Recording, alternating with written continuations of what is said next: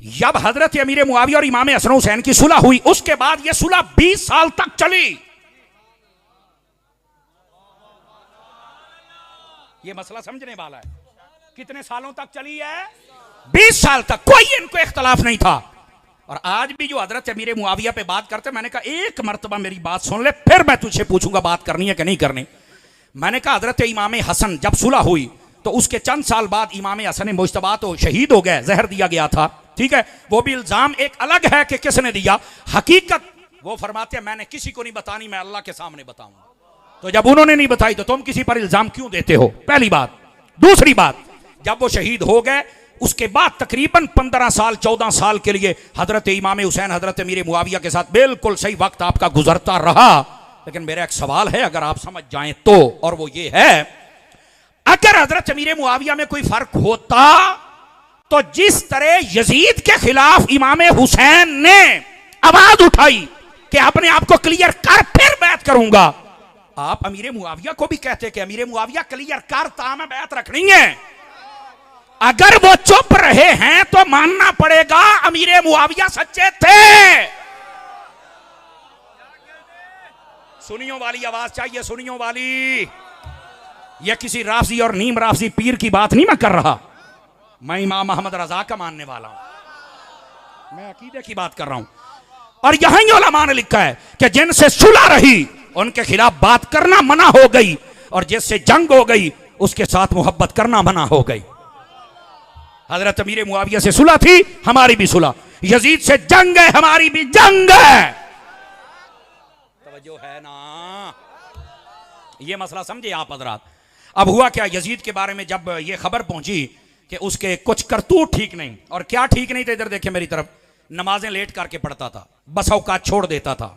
जो लेट करके पढ़े ना, हुसैन उसको बर्दाश्त नहीं करते, तो जड़ा पढ़े ही ना तो फिर आखे मैं हुसैन नहीं हाँ। हुण वजिया डेढ़ खलोता, मैं तुहानू किवें दसां मैं किड्डा वड्डा पैगाम दित्ती जाना तुहानू। समझ आ रही है मेरी बात की?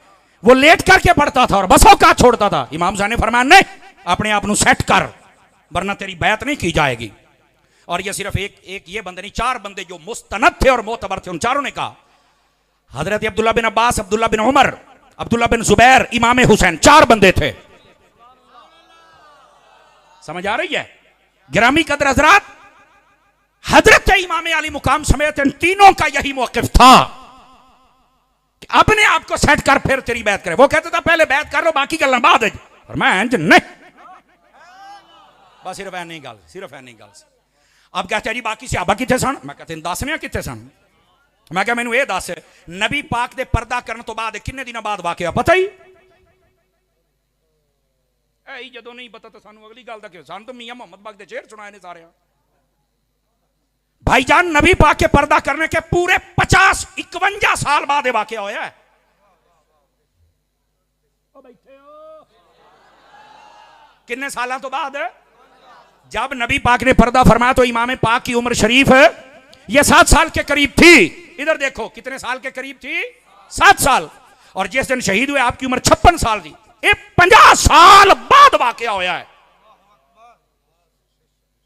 50 साल, 50 साल तो बाद मैनू 10 किन्ने से अभी बाकी सन? अक्सर तो टुर गए। बात को समझ यार, अक्सर तो पर्दा कर गए थे। उस वक्त 50 सालों के विच अक्सर से अभी इंतकाल कर गए, और सारे के सारे मक्के मदीने में रहते भी नहीं थे। अब ये हकीकत, एक तो 50 साल का गैप और फौत होने का जो रेशो है वो ज़हन में रखो, और दूसरा सारे मक्के मदीने के नहीं थे, पूरी दुनिया में थे। और तीसरी जितने थे ना, सबकी उम्र 70 साल से ऊपर थी उस वक्त। चंद एक ये नौजवान थे जैसे हजरत अब्दुल्ला बिन अब्बास, अब्दुल्ला बिन जुबैर, अब्दुल्ला बिन उमर, ये थे जो 60 के राउंड अबाउट थे। तो जो नहीं फरमा रहे ना, ये हजरत अब्दुल्ला बिन उमर की भी उम्र ज्यादा थी, ये भी 70 से अबव थे। अब ये हकीकत समझो, हकीकत क्या है?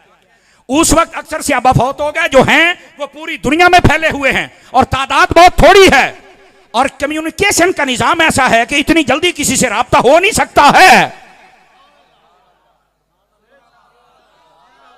अब ये हकायक समझो, सहाबा क्यों नहीं थे?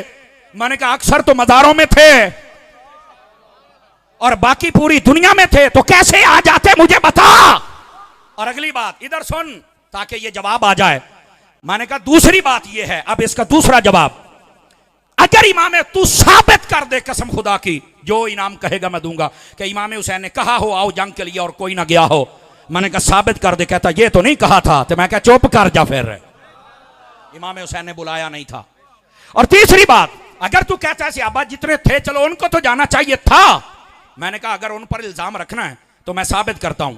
हजरत जाफर इब्न अब्दुल्ला, आप वहां पर मौजूद नहीं थे, आप मदीना में थे, आप नहीं गए जंग में। हजरत इमाम अली मुकाम के रिश्तेदार हैं, आपके सके भाई हजरत मोहम्मद बिन हनफिया, आप नहीं गए, आप मदीने में थे। बहुत सारे अहबाब आपके और मदीने में। आपको पता है अहले बैत के कितने बंदे इमाम हुसैन के साथ थे? 3 कौल हैं, या 16 या 19 या 21।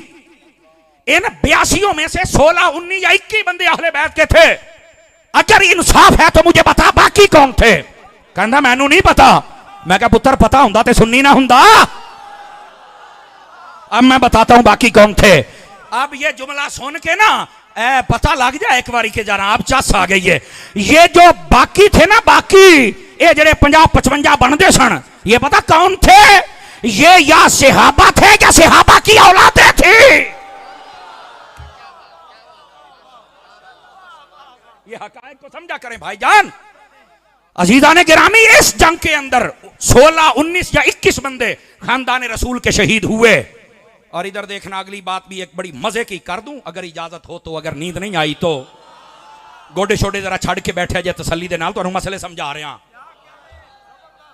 और इंशाअल्लाह फकीर अत्तारी दी तकरीर सुन के चंगे चंगे राती सौ नहीं सकते, क्योंकि किसे कहानियां दी गल हकीकत हुंदी बंदा सोचता है। और यही बात है, आपकी आंखें खोलने तो हम आते हैं। हमें क्या जरूरत है लड़ाई झगड़ा फितना फसाद करने की? हम तो पहले रोक चुके हैं और इसकी इजाजत ही नहीं, हमारे बुजुर्गों ने सिखाया नहीं। और हम तो वैसे ही हजरत अत्तार के मुरीद हैं। समझ आ रही है? आप सुनिए, ये या सहाबा थे या सहाबा की औलादें थी। और आपकी तसल्ली के लिए मैं बता दूं 3 कौल हैं, या 8 या 9 या 11 सहाबा कराम थे जो मैदान करबला में शहीद हुए, बाकी सहाबा की औलादें और ये ताबईन थे जो आपके साथ शहीद हुए। और ये जो 11 के 11 थे, इनकी तादाद 70 साल से ऊपर थी। और आपको मैं बताऊं, 9 मुहर्रम की रात इमाम हुसैन ने अपना मुख्तसर काफिला मर्दों का जब जमा किया, उनसे कहा आपने ख्वाब देख लिया था कि नाना जान ने फरमाया कल रोजा रख लेना, अफ्तारी जन्नत में हम करेंगे। आवाज कमजोरों वाली है इन जवानों की भी चाहिए मुझे आवाज। ये बहुत प्यार से बोल रहे हैं, आपकी आवाज चाहिए मुझे। इमाम हुसैन ने जब ख्वाब देख ली तो आपने बतला दिया, फरमाया सुबह का दिन खूनी तुलू होने वाला है, जो जाना चाहे चला जाए। मैं जंग के लिए ना बुलाया है, ना मैं जंग करना चाहता हूं, ना इन महीनों में जंग है। हाय हाय हाय हाय हाय हाय, इन महीनों में तो जंग ही नहीं है। तो फरमाया जो जाना चाहे चला जाए। लाजपालों के औलाद थी ना, आपने वो चिराग बुझा दिया कि कोई उठ के जाना चाहे तो अंधेरे में चला जाए। लाइट में उठ के जाना मुश्किल होता है, किमें छड़ के जामा। थोड़ी देर के बाद इमाम हुसैन ने चिराग जलाया तो सभी बैठे हुए थे, क्योंकि दीवाने सच्चे थे ना, चोरी खाने वाले तो नहीं थे ना। उन्हें आख्या ठीक है इमाम साहब, तुसी जंग का ऐलान नहीं किया, जंग आप करनी नहीं, मना है, लेकिन यार अगर इन्हें हुण ललकारिया तो असां तुहानूं छड़ के जाइए। आए सदके जावा, अब छड़ के नहीं जाएंगे। इमाम हुसैन ने 3 मरतबा चिराग जलाया बुझाया, यही बात कही, कोई नहीं गया। इमाम हुसैन ने फरमाया यार तुम जाते क्यों नहीं हो? मैं बार बार कह रहा हूं, जो सबसे पहले उठ के खड़ा हुआ था, दिल के कानों से सुनना। कोई सुर वाला होता तो न जाने तुम्हारा क्या हशर करता, लेकिन मैं तुम्हें सुर में रखूंगा, आपने जागना है। और जो उठ के खड़ा हुआ, जिसका नाम मुस्लिम बिन औस बाज हबीब इब्ने मुजाहिर कहते हैं, नबी का सहाबी है, 82 साल उम्र है। और उठ के पता क्या कहा, ए हुसैन अगर सवेर का टाइम हो जाए, सूरज निकल जाए, आप हमें कहते रहे छोड़ के चले जाओ, हम तुम्हें नहीं छोड़ेंगे। क्यों?